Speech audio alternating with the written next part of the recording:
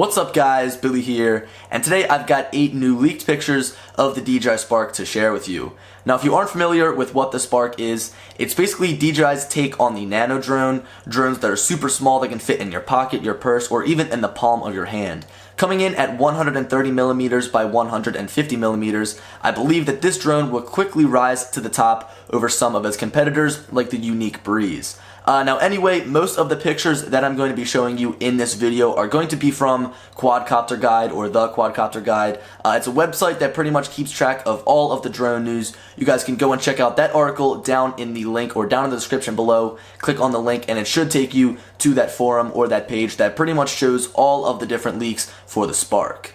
Before we begin, I also want to mention that this is the second video I'm making on the Spark. I'm going to continue to try to cover all of the leaks regarding this drone moving forward up until the release date. Now also, if you want to check out the first video I made on it, just to get caught up to speed, you can click on the link in the top right corner and it should take you to that video. And then afterwards, obviously come back and check this one out, as I do have some pretty cool comparison videos or comparison pictures to share with you guys.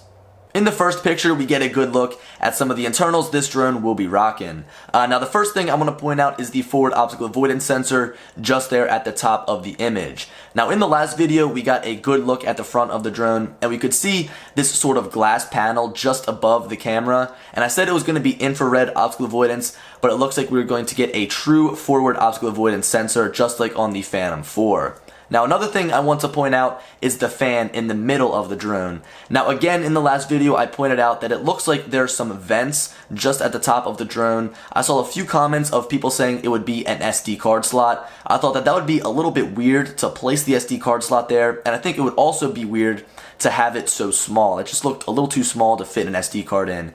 So anyway, it does look like those will be vents as the air outtake system is pointing towards the sides of the drone. Now as far as all of the components at the bottom, I'm not going to go too in depth about that stuff. Some of it is a little confusing even to me, just how this drone really does tick with all the computing power. But again, we are going to have to wait until DJI kind of lays out some of these other internals for us in their release event.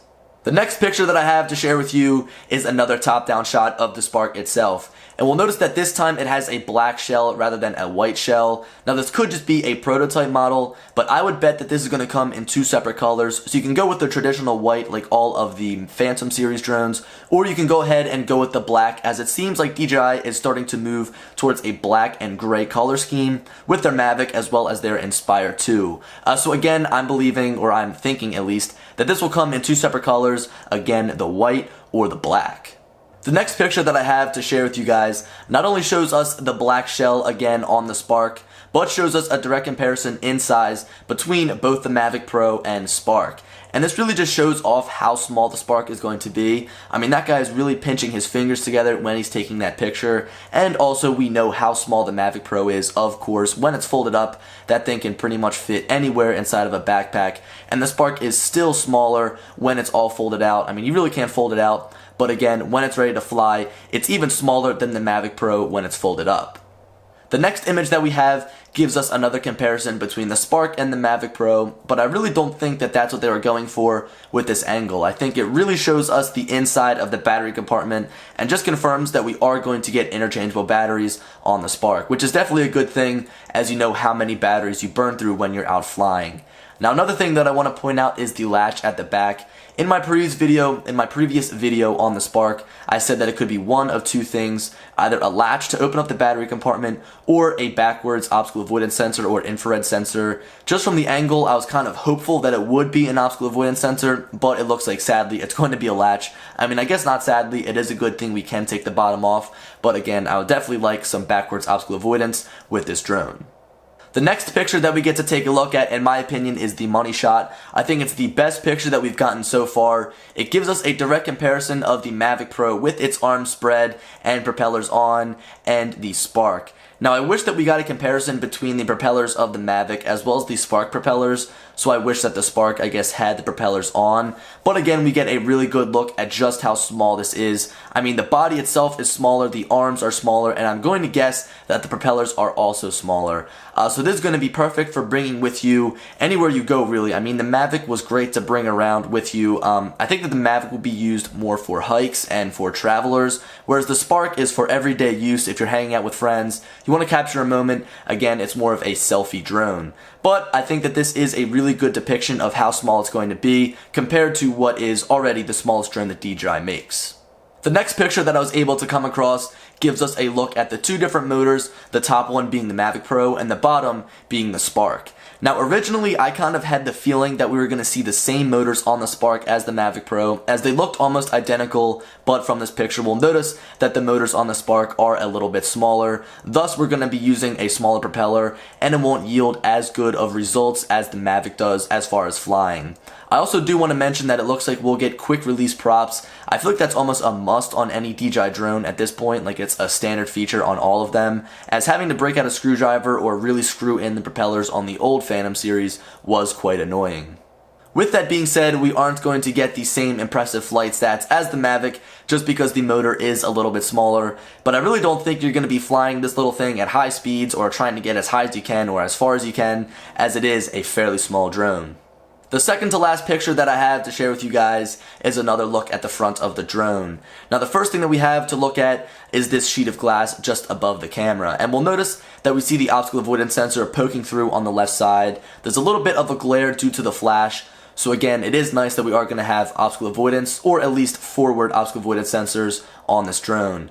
The next thing I want to talk about is the camera. Now we are still kind of left in the dark about its specs. We don't know anything about resolution sizes or frame rates. I would have to say it's going to at least do 4K at 30 FPS, as I don't think a new drone coming from DJI would shoot at 1080p max resolution.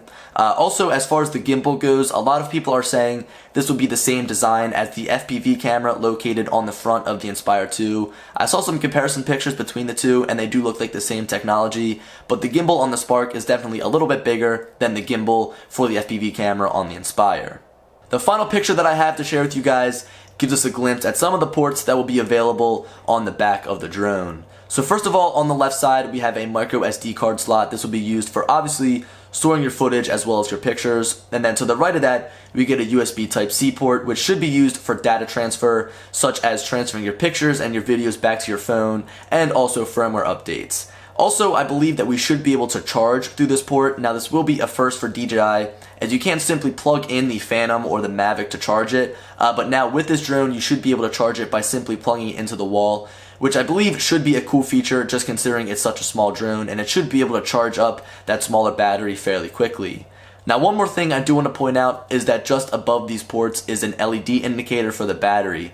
Now looking at this picture, the way that I think that it's actually laid out is that the drone is laying down on its top, so the motors are pointed downwards, and then from there the battery is being held up like this. So the ports should be on the back of the drone while the battery is kind of tilted up and being held by someone. So the battery would be laying face down, meaning that the LED indicators will be facing the ground, which again is a first for DJI. I feel like they always make the LED indicators easy to find when you look at the drone, but now they'll be pointing towards the ground. I guess these LED indicators facing towards the ground can be a good thing, as when you're flying around and you look up in the air, they'll be facing you directly towards the ground, but when you're flying at eye level or when it's landed, you won't be able to see them. So guys, that about wraps this video up. It seems that that is all of the Spark leaks and updates that we have so far. Again, I'm going to try to stay on top of this and post videos as frequent as I can, showing some of the different leaked pictures as well as the leaked specs as we get them.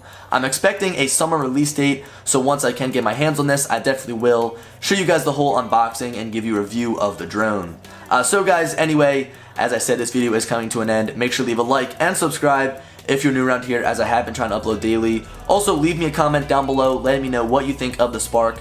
A lot of people seem to be upset about this drone as it's not the same elegant style that DJI is known for. I think they kind of think this drone looks a little bit ugly.